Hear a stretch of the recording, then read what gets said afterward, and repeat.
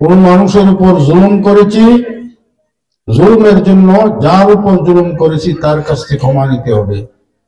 কারো কাছ থেকে আমি ঋণী, আমার ভয়ে ঋণ বারবার চাইতে সাহস করে না, ঋণ মেরে দিছি। আমার টুপি জুব্বা জামা যাই দেখেন, এইগুলা দিয়ে ওই ঋণ মাফের কাজ হবে না।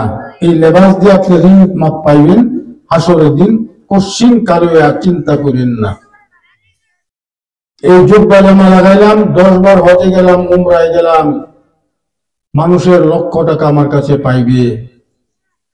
এই হজ দিয়া উমরা দিয়া হাক্কুল ইবাদ ক্ষমা পাওয়ার চিন্তা কেউ কোনোদিন করেন না।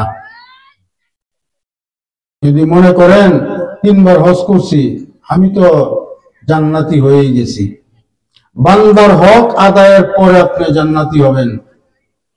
আপনি জাহান্নামীটা আমি বলি না, কোন আলেম বলবেন না। বান্দার হক আদায় করতে হবে, না করা পর্যন্ত আপনাকে এক চুল পরিমাণ নড়তে দিবে না হাসরের আদালতে। এই জন্য অনুরোধ করি, বান্দার হক যদি যে কেউ নষ্ট করে থাকি, কারো জমিন জবরদখল করে থাকি, আল্লাহর ওয়াস্তে জমিন গুলা ছেড়ে দেই। আর না ছেড়ে মারা গেলেন, হাসরের মাঠে 1% জমি দখলে রাখছিলেন, এটা 7 তবক জমিন আপনার গলায় মালা বানায় ঝোলায় দেওয়া হবে। কয় হাজার মন, কয় হাজার টন ওজন হবে এটা আল্লাহ জানেন। যদি 1 কানি 2 কানি দখল করতে পারেন, ঠিক যে যা দখল করবেন দুনিয়াতে জবরদখল, এটার 7 তবক জমি মানুষটার গলায় ঝুলিয়ে দেওয়া হবে। এটা আমার কথা নয়, রাহমাতুল্লিল আলামিন নবীজি ঘোষণা দিয়েছেন, মান আখাযা শিবরাম মিনাল আরদি যুলমান ফাইন্নাহু ইউতাওয়াকুহু ইয়াওমাল কিয়ামাতি মিন 7 আরাদিন। যে ব্যক্তি কারো কাছ থেকে বলপূর্বক ক্ষমতার দাপটে 1 বিঘত মানে 9 ইঞ্চি আধাত, 1 বিঘত মানে শিবরুন মানে এই আঙ্গুলের মাথা থেকে এই আঙ্গুলের মাথা পর্যন্ত, এইটুকু জমি যদি কারো কাছ থেকে বলপূর্বক কেউ দখলে রাখে দুনিয়ায়, এই পরিমাণ জমির 7 তবক জমি তার গলায় ঝোলায় দেওয়া হবে। সবাই বলি নাউজুবিল্লাহ, আস্তাগফিরুল্লাহ। জমির সব ইচ্ছা মতে আল্লাহ তাবারক ওয়া তাআলা আপনারা মিটাই দিবে। যে জমির দরকার তোর, জবরদখল করছিলে, এখানে যা করছিলে 7 গুণ তোর গলায় ঝোলায় দেওয়া হবে। হাসরের মাঠে কোটি কোটি মিলিয়ন মানুষের মধ্যে আপনার গলায় থাকবে জমির বোঝা, 7 তবক জমিন। এখন যদি মনে করেন হুজুর আমার বডিটা হলো 5.5 ফুট 6 ফুট উঁচা, 7 তবক জমি কিভাবে ঝোলাবেন? এটা মনে হয় হুজুর কার্যকরী হইতো না। এরকম কুচিন্তা শয়তান ঢুকাইতে পারে। তবে সংক্ষেপে বলে দিই, জাহান্নামী মানুষের সামনের জাতগুলো হবে উহুদ পাহাড়ের মতো বড়। যারা হজ উমরায় গেছেন, উহুদের ময়দানে গেছেন, উহুদ পাহাড় তো দেখছেন, এরকম 32টা পাহাড় যদি একটা মুখের ভিতরে ঢুকায়, মুখের এরিয়াটা কত মাইল লাগবে? মুখের এরিয়া মক্কা শরীফ থেকে মদিনা শরীফ যেতে ডাইরেক্ট বাস চললে বিরতিহীন ভাবে 5.5 ঘন্টা সময় লাগে। আমাদের বিরতি দিছিল আধা ঘন্টার মধ্যে 6 ঘন্টা সময় লাগছিল। 350 মাইল দূরত্ব। হাদিস শরীফ আছে একটা জাহান্নামী মানুষ বসলে এই 350 মাইল এরিয়ার জায়গাটা, মরুভূমিটা লাগবে একটা জাহান্নামীর বসার জায়গা। আমাদের বডির চামড়ার ওজন কয় ফুট ফুট?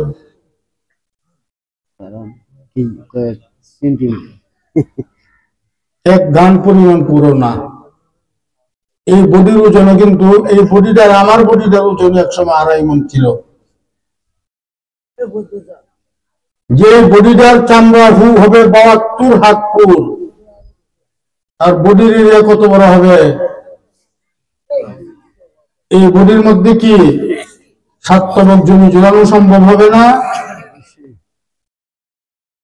এই পুরো চামড়া দিয়ে জাহান্নামে দিবে। কুল্লামা নাদিজাত জুলুদুম বাদদালনাহুম জুলুদান গায়রাহা লিয়াযুকুল আযাব।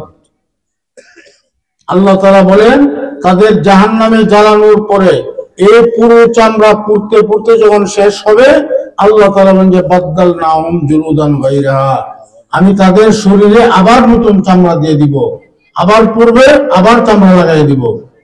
কেন দিব? এই ধরো রিমান্ডের মাইরের পরে কিন্তু মেডিকেল অফিসার রাখে কাছে, রিমান্ডে যাদেরকে মাইর দেয় রেবে বা আর্মি, মেডিকেল অফিসার কাছে রাখে অচেতন হইলে চেতনা ফিরানোর জন্য, কিন্তু আবার ধুলায় পিটা দেওয়ার জন্য কিন্তু করে দেয়, মূলত চিকিৎসা না। ওই যে চামড়া দিবে, আল্লাহ বলেন যে লিয়াযুকুল আযাব, বারবার চামড়া 72 হাত করে শরীরে ফিট করব, যেন সে শাস্তি ভুগতে পারে, জাহান্নামের শাস্তি। এই জন্য সকলকে অনুরোধ করি, আমাদের অতীত থেকে হাক্কুল ইবাদ, বান্দার যত হক নষ্ট করছি, গীবত করেছি, ইশারা ইঙ্গিত দিয়ে মামলা মোকদ্দমা করায় স্তম্ভিত করে মানুষকে গরিব করেছি, নিজে জুলুম করেছি, আক্রমণ করেছি, এই অপরাধগুলো থেকে ক্ষমা চাওয়ার দ্রুত চিন্তা সিদ্ধান্ত নেন, কারণ হায়াত কখন শেষ হয় কেউ বলতে পারি না। মাবুদের কাছে আমরা অপরাধী, সেইগুলোর জন্য ক্ষমা করব। নামাজ তরক করতাম, নামাজ কায়েম করব। রোজা তরক করার অভ্যাস ছিল, তওবা করলে রোজা আরম্ভ করব, আর রোজা জীবনে ফরজ রোজা ছাড়ব না। আর শেষ কথা হলো এটা যে যদি যারা নবীজির আশেক হবে, নবীজির সুন্নতের পায়রবি করবে, নবীজি ঘোষণা দিয়েছেন মান আহাব্বা সুন্নতি ফাকাদ আহাব্বানি, যে মানুষটা আমি রাসূলের সুন্নত তরিকাকে পছন্দ করে, মহব্বত করে, মানে আমল করে আমার সুন্নত অনুযায়ী, সেই লোকটাই হাকিকতে আমি নবীকে মহব্বত করলো। ওমান আহাব্বানি কানা মাই ফিল জান্নাহ, যে উম্মত আমার সুন্নতকে মহব্বত করে আমল করবে, সেই উম্মত থাকবে হাসরের দিন আমি রাসূলের সঙ্গে থাকবে জান্নাতে। বলেন আলহামদুলিল্লাহ। আর যদি নামাজ তরক করেন, বেনামাজির হাসর হবে মা কারুন ওয়া ফিরআউন ওয়া হামানা ওয়া উবাই ইবনে খালফ।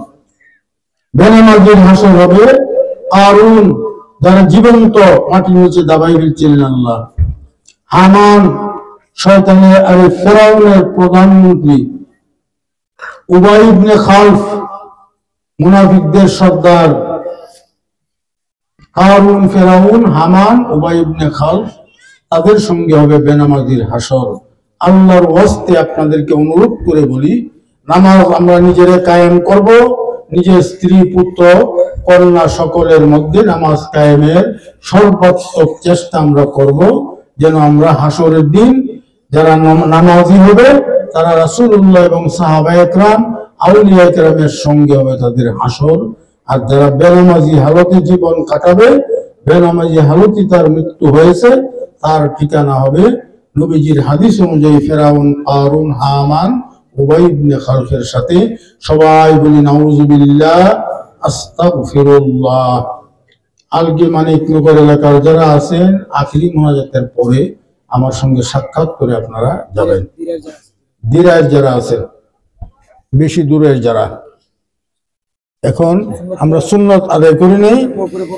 সুন্নতের পরে আমার ছেলে নামাজ পড়াবেন, মাওলানা শাহ নুরুল করিম, এই দরবারের খলিফা, আজকে ফজর নামাজের ইমামতি করবেন।